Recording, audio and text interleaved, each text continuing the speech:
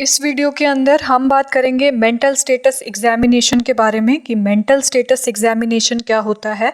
Mental status examination का मतलब होता है हम किसी आदमी का क्या कर चेक करने वाले हैं, उसका इंटेलेक्चुअल पावर, उसका इंटेलिजेंस पावर कितना है, उसने किस तरीके से अपने आप को ड्रेस किया हुआ है, वो किस तरीके से दिख रहा है, वो कोई चीज़ को बोल रहा है तो उसमें उसका एक्सप्रेशन कैसा है, वो हम चेक करने वाले हैं। उसको हम क्या बोल देते हैं, मेंटल स्टेटस एग्जामिनेशन बोल देते हैं। और क्या करने वाले हैं, हम एक स्टेट पता कर रहे हैं किसकी, इंडिविजुअल की। तो सबसे पहले होता है जनरल अपीयरेंस। जनरल अपीयरेंस में हमें क्या करनी है, अपीयरेंस चेक करनी है। अपीयरेंस में देखना है looking according to his age और ओल्डर और younger than his chronological age. Chronological age का मतलब होता है कि मान लेते हैं कि मेरी एज जो है वो 22 है, और तो ये क्या है, क्रोनोलॉजिकल एज है। लेकिन अगर मुझे कोई बोले कि आप इससे क्या लग रहे हो, ज़्यादा आप बड़े लग रहे हो, आप 22 के नहीं लगते, आप 27 के लग रहे हो, आप 27, आपकी एज को मुझे देख के लगा कि आप 27 हो, तो ये क्या हो गई, मतलब मैं लग 27 की हूँ, लेकिन जो मेरी एक्चुअल एज है वो क्या है, 22 है। तो उसे हम वो चेक करने वाले हैं कि पर्सन अपनी एज के अकॉर्डिंग छोटा है या बड़ा लग रहा है, किस तरीके से वो लग रहा है। फिर है फिजिकल फीचर और बॉडी बिल्ड। अंडर नरिश्ड है, ओवरवेट है, एथलीट है, फिजिकल डिफॉर्मिटी है, कोई फिजिकल डिफॉर्मिटी तो नहीं है, बहुत ज़्यादा लंबा है, बहुत ज़्यादा छोटा है, पतला है, ओबीज है, ये हम देखेंगे फिजिकल फीचर में और बॉडी बिल्ड में। फेशियल एक्सप्रेशन में एंशियस यानी कि डरा हुआ है, ब्लंटेड इफेक्ट, कोई इफेक्ट नहीं है, कोई भी न्यूट्रल एक्सप्रेशन है। फेयरफुल है, डरा डरा सा है, प्लीजेंट है, सैड है, ओवर एक्साइटेड है, इलेटेड है, स्माइलिंग है, प्री ऑक्युपाइड। प्री ऑक्युपाइड का मतलब होता है कि अपने पहले से किसी थॉट में क्या हुआ है, वो रखा है, मतलब पहले से उसके दिमाग में कुछ थॉट है, उसमें ही आपकी बातों को ध्यान नहीं दे रहा। बोर है, बोर्ड हो रहा है, टेंस्ड हो रखा है, माथे पे शिकन टाइप की है, तो वो हम फेशियल एक्सप्रेशन देखेंगे। फिर है आई कांटेक्ट। आई कांटेक्ट में डायरेक्ट है कि इनडायरेक्ट है, मेंटेन कर रखा है थ्रू आउट द कॉन्वर्सेशन की नहीं कर रखा है। पर्सनल हाइजीन में चेक करेंगे कि उसका पर्सनल हाइजीन में वो साफ़ सुथरा है, वेल ग्रूम्ड है, नहा के आया है, नहा के नहीं आया है। क्लोथिंग में चेक करेंगे appropriate to age and season. Clothing में देखना है कि जैसे कुछ लोग क्या होते हैं, बहुत ज़्यादा चड़कीले भड़कीले कपड़े पहनना पसंद करते हैं। जैसे मेनिया का पेशेंट जो होता है वो बहुत ज़्यादा चड़कीले ब्राइट कलर्स पहनना बहुत ज़्यादा पसंद करता है। तो क्या है, इस वजह से इससे हम क्या लगा सकते हैं, पता लगा सकते हैं कि पेशेंट का क्या है, किस तरीके का डिसऑर्डर है। क्लीन है, नीट एंड टाइडी है, उसके क्लोथ जो है वो सीज़न के अकॉर्डिंग है कि नहीं है। मान लेते हैं कि गर्मियों का मौसम चल रहा है और कोई बहुत ज़्यादा जैकेट वैकेट पहन के आया है, तो वो क्या है, इससे पता चल रहा है कि उसकी मेंटल स्टेटस में क्या है, किसी न किसी तरीके का प्रॉब्लम है। आर द कलर्स वोन ब्राइट और डल और ड्रैब, किस ब्राइट कलर पहना है, डल पहना है, ड्रैब पहना है, ये चेक करना है। जनरल एटीट्यूड में कोऑपरेटिव है, इग्नोर कर रहा था आपकी बातें, जब आप उससे कॉन्वर्सेशन कर रहे थे तो कोऑपरेटिव था, इग्नोर कर रहा था या फिर अवॉइड कर रहा था। फिर बात करते हैं जनरल अपीयरेंस के बाद जो दूसरा हमारे पास चीज़ आती है वो आता है मोटर डिस्टर्बेंस। मोटर डिस्टर्बेंस में है साइकोमोटर एक्टिविटीज़। वो साइकोमोटर एक्टिविटीज़ का मोटर मीन्स मोटर मसल से रिलेटेड है, यानी कि जो हमारा मतलब वो बहुत ज़्यादा चलने फिरने में बहुत तेज़ है, हाइपर एक्टिव है, अंडर एक्टिव है, बहुत ज़्यादा डल है, कुछ काम नहीं कर रहा, कैटाटोनिक है। तो उससे हम साइकोमोटर एक्टिविटीज़ में चेक करने वाले हैं, उसका मसल्स का टोन चेक करने वाले हैं कि वो बहुत ज़्यादा तेज काम कर रहा है तो ये हाइपर एक्टिव हो गया, बिल्कुल एकदम डल है तो वो अंडर एक्टिव हो गया। पॉस्चर और गेट की बात करेंगे, मतलब जिस तरीके से हमारा पॉस्चर का मतलब तो सब समझते हैं। स्टूप्ड पॉस्चर है, यानी कि क्या है, स्टूप्ड पॉस्चर का मतलब होता है जो गार्डेड पॉस्चर भी हम जिसे बोल देते हैं, जिसमें क्या होता है कि वो एकदम डल है, कंधे एकदम झुके हुए हैं, उस तरीके से हम बोलते हैं स्टूप्ड पॉस्चर। स्टिफ है, अप्रोप्रिएट है, रिलैक्स्ड है, शेकी है, बिजारे मैनरिज्म्स शो कर रहा है। एबनॉर्मल मूवमेंट में चेक करेंगे कि ग्रिमेसेस कैसे, उसे टिक्स डिसऑर्डर तो नहीं है, उसको ट्विचेस तो नहीं है, फुट टैपिंग तो नहीं कर रहा, हाथ को बार बार हैंड रिंगिंग बार बार अपने हाथों को एक ही रिपीटेड मूवमेंट को तो नहीं कर रहा। रिचुअलिस्टिक बिहेवियर, कोई मैनरिज्म तो नहीं शो कर रहा, क्या अब चबान जैसे गाय चबाती रहती है, कुछ ना कुछ मुंह में उसी तरीके से कुछ तो नहीं करेगा। इकोप्रेक्सिया का मतलब है कि वो क्या कर रहा है, आपके एक्शंस को रिपीट तो नहीं कर रहा, और कोई अदर चीज़ें हमें मोटर डिस्टर्बेंस में करनी है। जब एक्शन को आदमी क्या करने वाला होता है, एक्शन को रिपीट करता है। जैसे मैं क्या कर रही हूँ, अपने हाथ ऊपर कर रही हूँ, तो पेशेंट ने भी अपने हाथ ऊपर कर दिए, तो ये होता है इकोप्रैक्सी। एक होता है इकोलेलिया। इकोलेलिया में क्या करता है, अगर मैं बोल रही हूँ मेरा नाम श्याम है, तो पेशेंट भी बोलेगा मेरा नाम श्याम है। कोऑर्डिनेशन ऑफ मूवमेंट, मूवमेंट कैसा है, ऑकवर्ड है, क्लमजी है, अप्रोप्रिएट है, ये हम चेक करेंगे। इसके बाद होता है स्पीच पैटर्न। स्पीच पैटर्न में सैम्पल ऑफ स्पीच हम चेक करेंगे। रेट कैसा था जब पेशेंट हमसे बात कर रहा था, तो उसका रैपिड था, स्लो था, नॉर्मल था। फ्लो कैसा था, बहुत ज़्यादा हेजिस्टेंट था, मतलब बहुत धीमे धीमे बोल रहा था। एक्सपेंसिव था, मतलब कि बहुत ज़्यादा बातें कर रहा था। हॉल्टिंग था, स्लटरिंग था, जर्की लॉन्ग पॉजेस थे, फॉरगेटफुल था। इंटेंसिटी में इंक्रीज, बहुत ज़्यादा चिल्ला के बोल रहा था, बहुत धीमे बोल रहा था, बहुत चिल्ला के बोल रहा था, और या फिर बहुत फुसफुसाने की आवाज़ तरीके के बोल रहा था। क्लैरिटी में क्लियर, स्लर्ड, मम्बल्ड, रैम्बलिंग और इनकोहेरेंट स्पीच थी। जब वो बोल रहा था तो उसमें क्लैरिटी थी कि नहीं थी, सारे वर्ड्स सुनाई दे रहे थे कि नहीं सुनाई दे रहे थे। क्वांटिटी कितना था, या आपके क्वेश्चन का रिस्पॉन्ड कर रहा था, या फिर क्या कर रहा था, बहुत ज़्यादा बातें कर रहा था। तो इस तरीके से म्यूट तो नहीं था, मतलब आप कुछ भी बोल रहे थे तो चुपचाप तो नहीं हो जा रहा था, बार बार किसी आपके बोले हुए सेंटेंस को रिपीट तो नहीं कर रहा था। क्वांटिटी, क्वांटिटी में रिस्पॉन्ड क्वांटिटी हो गया। प्रेशर में है नॉर्मल, इंक्रीज्ड और डिक्रीज, मतलब कितनी जल्दी, मतलब 1 मिनट में कितने वर्ड्स वो बोल रहा था, बहुत ज़्यादा बोल रहा था, यानी कि उसका जो प्रेशर है वो बहुत ज़्यादा क्या हो रखा था, इंक्रीज़ हो रखा था। कम है तो डिक्रीज़ हो जाएगा, नॉर्मल है तो मतलब जितना हम बोल पाते हैं उतना सुनने लायक है कि नहीं। रिएक्शन टाइम, रिएक्शन टाइम का मतलब है कि जब उसको क्वेश्चन आपने पूछा तो उसने जल्दी रिस्पॉन्स किया, या कुछ टाइम लिया उसके बाद उसने रिस्पॉन्स किया। तो जब अगर देर में रिस्पॉन्स किया तो उससे हम बोलते हैं डिलेड रिस्पॉन्स और डिलेड रिएक्शन, और बहुत जल्दी कर दिया था उसको बोलते हैं हम स्पॉन्टेनियस रिएक्शन। इस जितना स्पॉन्टेनियस होगा मतलब उसका इतना क्या है, वो प्रेजेंस ऑफ माइंड वहीं पे है। ये है टोन के बाद, टोन में बात करेंगे। लो पिच है, हाई पिच है, नॉर्मल वेरिएशन है, या मोनोटोनस स्पीच है। बहुत ज़्यादा लो पिच थी, बहुत ज़्यादा चीख के बोला था। नॉर्मल वेरिएशन है। मोनोटोनस का मतलब जैसे मैंने खाना खाया था, मैंने गाना गाया था, एक ही तरीके का एक्सप्रेशन है इसमें, कोई किसी भी वर्ड पे थोड़ा सा भी जोर नहीं लग रहा। मूड एंड अफेक्ट की बात करेंगे। मूड एंड अफेक्ट में डिफरेंस जो है मैंने इसी चैनल पर अपलोड किया हुआ है, अगर आप चेक कर सकते हैं। तो हम बोलेंगे सब्जेक्टिव क्वेश्चंस में सबसे पहले आपका मन कैसा रहता है, how is your mood most of the time, आपका मूड नॉर्मली कैसा रहता है। तो अगर नॉर्मल मूड है तो वो है यूथाइमिक, बहुत ज़्यादा बेटर फील कर रहा है, मतलब थोड़ा बहुत बेटर फील कर रहा है, गेटिंग बेटर, तो वो होता है एक्सपेंसिव, मतलब बहुत ही ज़्यादा हैप्पी है, मतलब ज़रूरत से ज़्यादा, तो वो होता है यूफोरिक, और बहुत ज़्यादा वरीड है तो वो होता है एंशियस। ऑब्जेक्टिव में प्रीडोमिनेंट मूड स्टेट चेक करेंगे। प्रीडोमिनेंट मूड स्टेट मतलब थ्रू आउट द कॉन्वर्सेशन उसका जो मूड था वो कैसा था, वो डरा हुआ था, अग्रेसिव था, बहुत चिल्ला के बोल रहा था, बहुत पैनिक कर रहा था, लिबाइल था। लिबाइल मतलब फ्लक्चुएट करने वाला मूड, कि इस समय कुछ और मूड है, इस समय अच्छा लग रहा है, फिर 5 मिनट बाद बेकार लग रहा है, फिर बहुत गुस्से में आ जा रहा है, फिर अग्रेशन हो जा रहा है। तो इस तरीके को क्या बोलते हैं, लिबाइल मूड बोलते हैं। मतलब मूड जो होता है वो क्या कर रहा होता है, शिफ्ट कर रहा होता है। फिर है appropriateness of affect, congruent to mood, मतलब जो हमारा अफेक्ट था, मतलब जो उसके जो मूड हमने कहा कि सब्जेक्टिव फीलिंग है, जबकि अफेक्ट जो है वो फेशियल एक्सप्रेशन से दिख जाता है। तो वो अफेक्ट जो है उसका जो फेशियल एक्सप्रेशन है वो मूड के अकॉर्डिंग सही था कि नहीं था। तो अगर मूड के अकॉर्डिंग होगा तो उससे बोलेंगे कॉन्ग्रुएंट, अगर नहीं होगा तो वो क्या हो जाता है, इनअप्रोप्रिएट।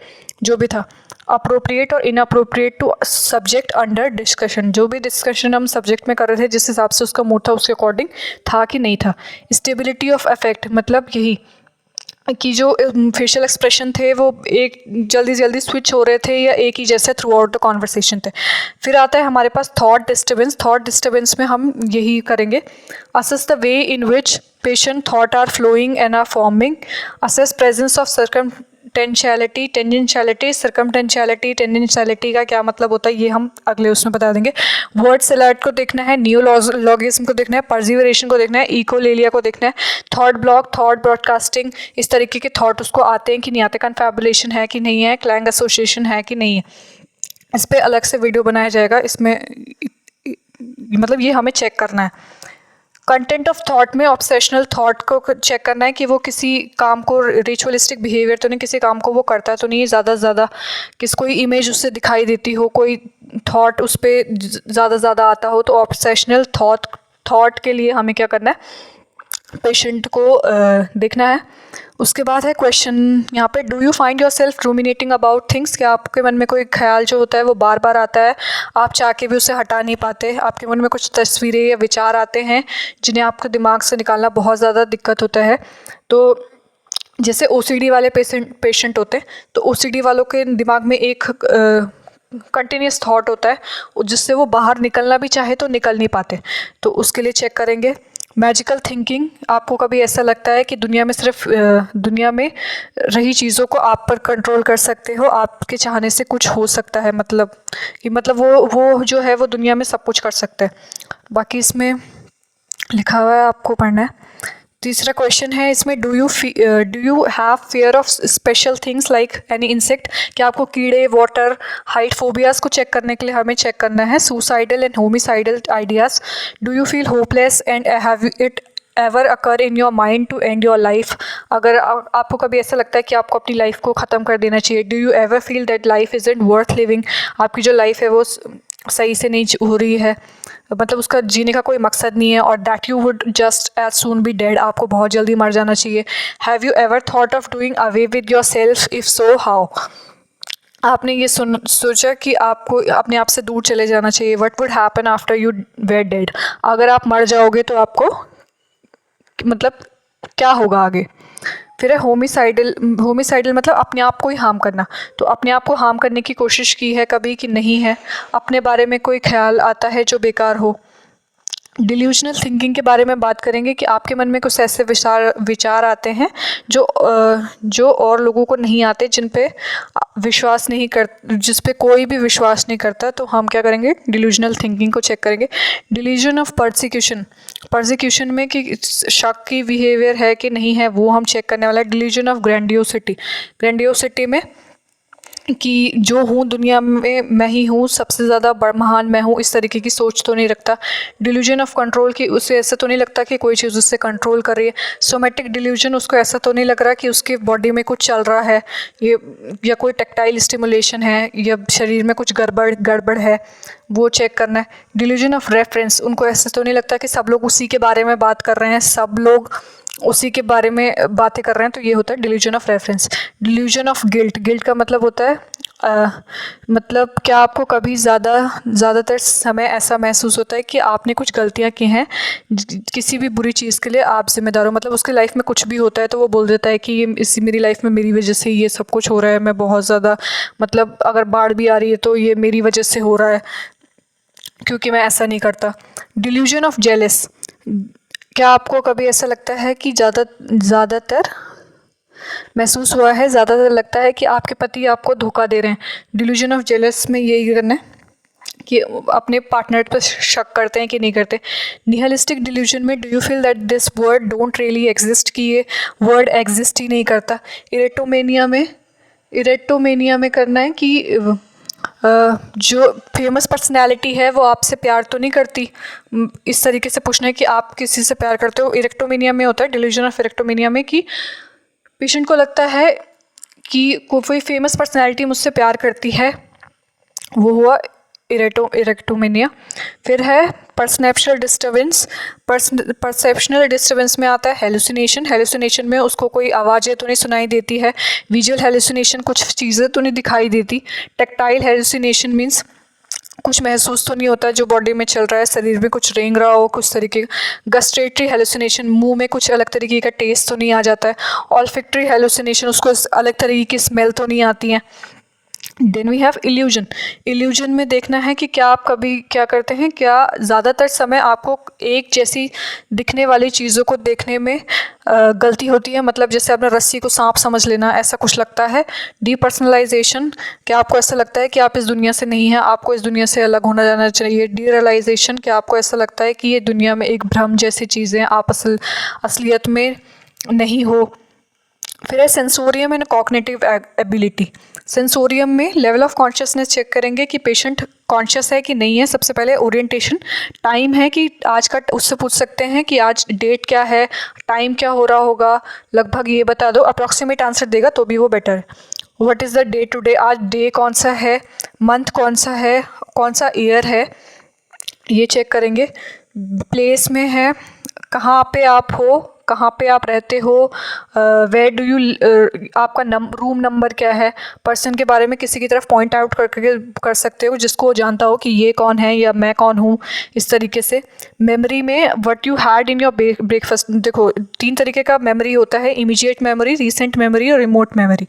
इमीडिएट मेमोरी का मतलब है कि जो जल्दी, जो हमने अभी किया है, अभी हमने जो चीज़ें की उसके बारे में कितना याद है पेशेंट को। What you had in your breakfast today, आपने ब्रेकफास्ट में क्या खाया था।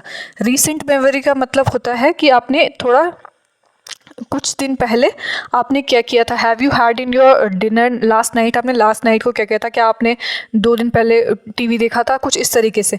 रिमोट मेमोरी का मतलब होता है कि जो आपके बहुत, जो लॉन्ग टर्म मेमोरी वाला पार्ट है, कि जिसमें आपको अपनी डेट ऑफ बर्थ पता है कि नहीं है, बर्थ प्लेस पता है कि नहीं है, वो हम चेक करेंगे।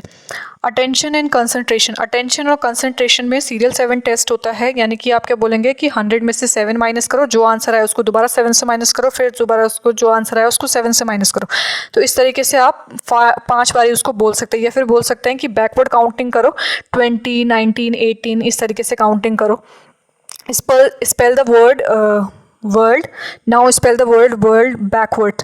मतलब वर्ड बोलो तो WORLD, या फिर बोलो DLROW, इस तरीके से बुलाना है। इंटेलिजेंस में एजुकेशनल स्टेटस, जनरल नॉलेज।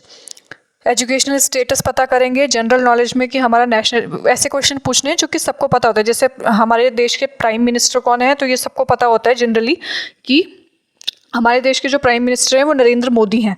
तो इस तरीके के क्वेश्चन पूछना, इतना भयानक जीके का क्वेश्चन भी नहीं पूछना क्योंकि वो नॉर्मल लोगों को भी नहीं आ पाता है।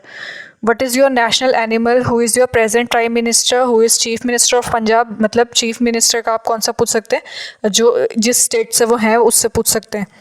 एब्स्ट्रैक्ट और रीजनिंग के क्वेश्चन में कि अपना उल्लू सीधे का, एब्स्ट्रैक्ट और रीजनिंग का मतलब होता है कि चीज़ों को जब बोला जा रहा है तो उसका जो मीनिंग है वो क्या निकाल रहे हैं। तो अपना उल्लू सीधा करने का मतलब क्या होता है, जो ये मुहावरे होते हैं इनका मतलब क्या होता है। जजमेंट में 2 तरीके का जजमेंट है, टेस्ट जजमेंट और सोशल जजमेंट। टेस्ट जजमेंट में ये है, what you will do if you find purse on road side. आप क्या करोगे अगर आपको एक पर्स मिल जाए रोड साइड पे, तो क्या करोगे। What will you do if there will be fire near your room, अगर आपके कमरे पे क्या हो जाए, आग लग जाए अचानक से, तो आप क्या करेंगे। ये है टेस्ट जजमेंट। सोशल जजमेंट का मतलब है कि अगर आपको कोई शादी अटेंड करनी है तो आप उसमें किस तरीके के कपड़े पहनोगे, हो जाएगा सोशल जजमेंट में। इंसाइट, इंसाइट का मतलब होता है कि पेशेंट को अपनी बीमारी के बारे में पता है या नहीं है। अगर उसको क्या है, अपनी बीमारी के बारे में पता है कि हाँ मुझे एंजाइटी होती है, मुझे ये फोबिया है, इस चीज़ को लेके फोबिया है, तो यानी कि इंसाइट प्रेजेंट है। लेकिन जैसे सीजोफ्रेनिया का पेशेंट होता है, उसको नहीं पता होता है कि उसको डिल्यूजन ऑफ परसिक्यूशन है, डिल्यूजन ऑफ हेलुसिनेशन है, मतलब हेलुसिनेशन डिल्यूजन उसको हो रहे हैं, वो उसको नहीं पता होता है, तो उसको हम बोलते हैं कि इंसाइट क्या है, एब्सेंट है। लगभग जो साइकोटिक डिसऑर्डर होते हैं वो सारे के सारे उसमें इंसाइट क्या होती है, एब्सेंट होती है। मतलब लगभग नहीं, सारे के सारे में, इसीलिए हम उसे बोलते हैं साइकोटिक डिसऑर्डर। न्यूरोसिस और साइकोसिस में डिफरेंस भी वीडियो में चैनल पे अपलोड किया गया है, आप देख सकते हैं। Insight, do you think that you have some problem or disease for which you are here? आपको ऐसा लगता है कि आप यहाँ क्यों हो, तो आपको कोई प्रॉब्लम है या डिजीज़ की वजह से आपको लाया गया। What will you do prevent appearance of your illness after discharge? Discharge के बाद आप अपनी बीमारी को ख़त्म करने के लिए आप क्या करोगे। What bring you here today? आपको यहाँ कौन सी चीज़ लेके आई है। What seems to be the problem? क्या आपको प्रॉब्लम हो रही है। What do you think is causing your problem? आपको ऐसा क्या लगता है कि कौन सी चीज़ आपको क्या कर रही है, प्रॉब्लम कर रही है। How do you understand your problem, आप अपनी प्रॉब्लम को किस तरीके से समझते हैं। How would you describe your role in the situation, आप अपने बीमारी में अपने आप को क्या समझते हैं। Do you think that these thoughts mood perception are normal, आपको लगता है कि जो भी चीज़ें आप महसूस कर रहे हैं वो मतलब बिल्कुल नॉर्मल है या अब नॉर्मल है। Then we have scoring of insight. Scoring कैसे करेंगे, तो इसमें क्या है कि जैसे question complete denial of illness, patient बोलेगा कि मुझे बिल्कुल भी कोई बीमारी नहीं है, तो वो हो जाएगा, उस पर स्कोरिंग देंगे 1। अब बोलेगा slight awareness of being sick and needing help but denying at the same time. वो बोलेगा कि मुझे कोई इलनेस तो है, मुझे कुछ बीमारी तो है, लेकिन फिर बोलेगा कि नहीं नहीं कुछ ऐसी बीमारी नहीं है, तो 2 नंबर देंगे। Awareness of being sick but attributed to external physical cause, मतलब वो क्या है, सिक है उसको पता है, लेकिन वो एक्सटर्नल कॉज पे क्या दे रहा है, फोकस कर रहा है कि मैं उस चीज़ की वजह से बीमार हूँ। Awareness of being sick due to something unknown to self, मतलब क्या है कि वो बोल रहा है कि हाँ मैं बीमार हूँ, लेकिन मुझे खुद भी नहीं पता है कि मैं बीमार क्यों हूँ, तो ये क्या है, 4 नंबर आप उससे देंगे।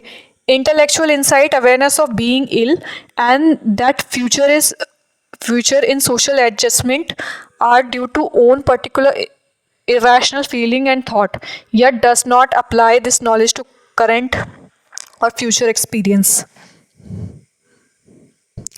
कहने का मतलब क्या है कि वो उसको पता है कि उसको बीमारी क्या है, लेकिन वो फिर भी सोशली एडजस्ट नहीं कर पाता उस सिचुएशन में। जैसे एग्जाम्पल, किसी को क्या होता है, कोई बहुत ज़्यादा ड्रग अब्यूज़ करता है, लेकिन वो बोलता है मैं अपनी दोस्तों की वजह से क्या करता हूँ, ड्रग अब्यूज़ करता हूँ, और मैं चाह के भी इसे नहीं ठीक कर पा रहा हूँ, मतलब वो सोशली एडजस्ट नहीं कर पा रहा है उस सिचुएशन में। 6 नंबर हम तब देंगे ट्रू इमोशनल इंसाइट, से बोलते हैं कि जब पेशेंट को पता है कि हाँ मैं ड्रग अब्यूज़ करता हूँ और सब मेरी ही गलती है और मुझे इसे क्या करना चाहिए, आगे चल के ठीक करना चाहिए और मैं इसे ठीक करूँगा, तो ये क्या है, तब हम उसे 6 देंगे।